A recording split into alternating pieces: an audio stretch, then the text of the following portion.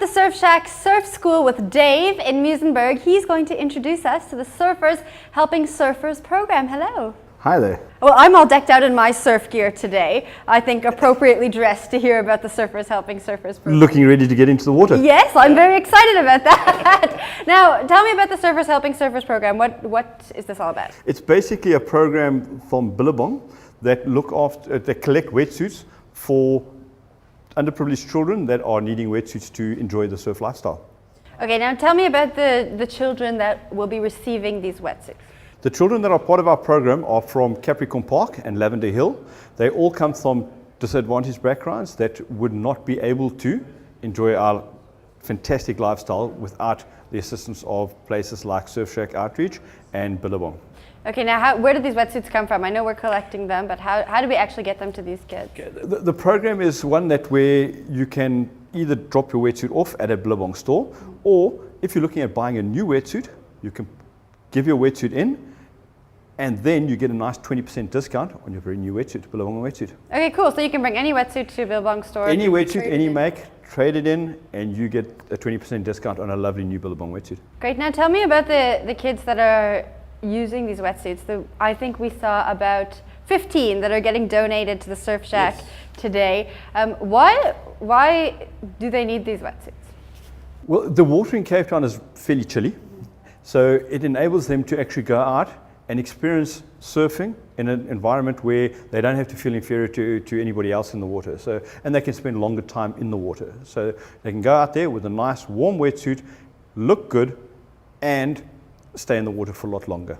In your experience as participating in surfing, specifically a sport specifically surfing, how does this help the kids in their everyday life? The most amazing thing about surfing is that it's not only a sport. It's a sport for if you take it up as a sport, you are definitely an athlete.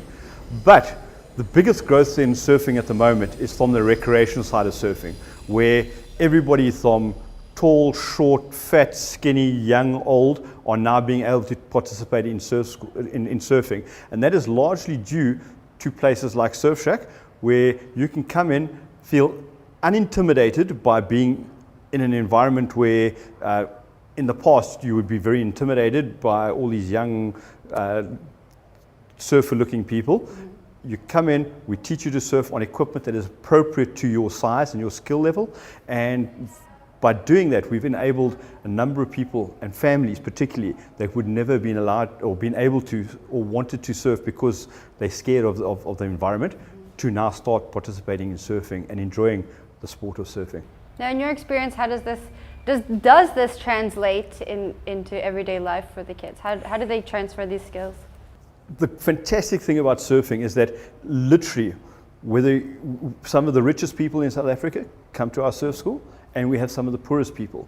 But once you go into the water, you're not looked at as a big fat person or a small skinny person or a rich or a wealthy person. You're a surfer. And that is the most powerful thing that I believe surfing can give these children.